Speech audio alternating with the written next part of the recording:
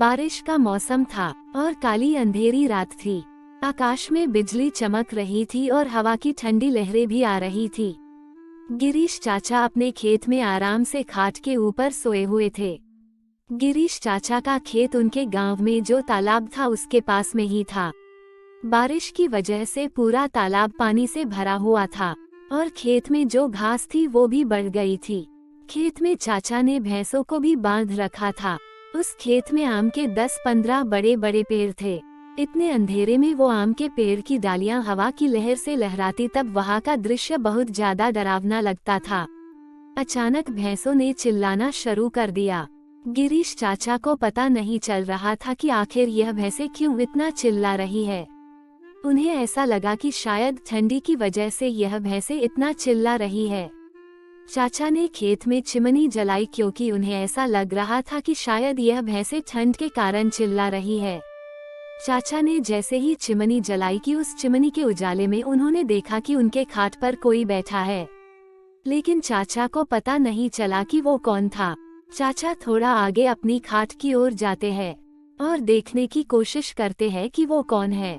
थोड़ा आगे जाकर देखने से चाचा को इतना पता चलता है कि वो कोई स्त्री है, लेकिन अभी भी गिरीश चाचा को वो नहीं पता चलता है कि आखिर ये स्त्री है कौन। इतने अंधेरे में चाचा को डर लग रहा था। डर की वजह से उनका शरीर भी कांपने लगा था।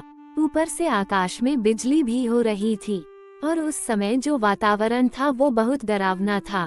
गिरीश चाचा वैसे तो बहादुर थे, लेकिन आज उन्हें भी डर लग रहा था। चाचा को ये बात भी मालूम थी कि डरने से कुछ नहीं होगा, इसलिए उन्होंने डरने की जगह पर इस परिस्थिति का सामना करने का तय किया। चाचा ने एक बड़ी लकड़ी अपने हाथ में ली और वो थोड़ा आगे खाट के पास गए।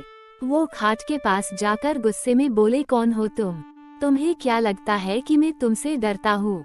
सच तो ये था कि गिरीश चाचा सच में बहुत डरते थे। चाचा का ये गुस्सा देखकर वो स्त्री खड़ी हुई और बोली, क्या तुम सच में मुझसे नहीं डरते हो? चाचा ने थोड़ी हिम्मत बांधी और कहा कि यहाँ से चली जाओ वरना तुम्हारे लिए अच्छा नहीं होगा। वो स्त्री बोली, अब तू मुझे मेरे ही घर से निकालेगा? यहाँ पर तो मैं कई वर्षों से रह रही हूँ, यहाँ तक कि मेरा बचपन भी यही गुजरा है। यह मेरा ही घर है। सुनते ही चाचा का डर और गुस्सा दोनों ही शांत हो जाता है। गिरीश चाचा को अब लग रहा था कि मेरे सामने जो औरत खड़ी है उसे मैं पहचानता हूँ।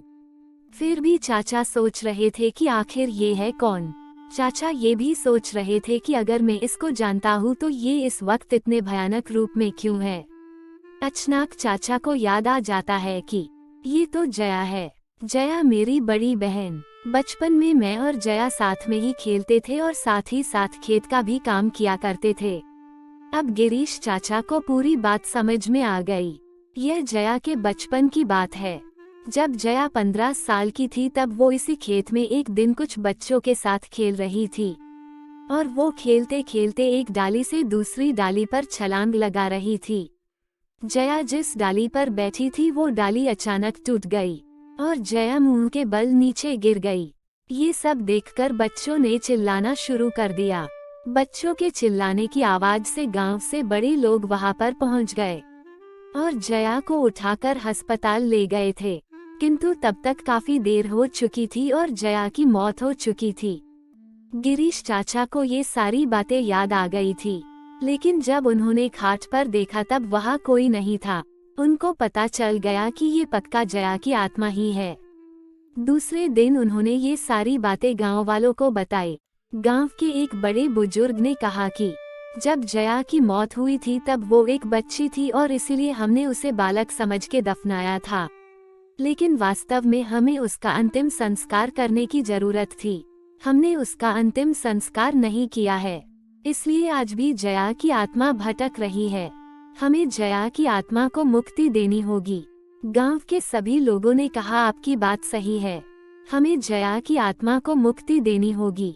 गिरीश चाचा ने तुरंत ही जया को जहां दफनाया गया था वहां से निकाला और चाचा ने जया के शव का अग्नि संस्कार किया और उसकी आत्मा को शांति दिलाई।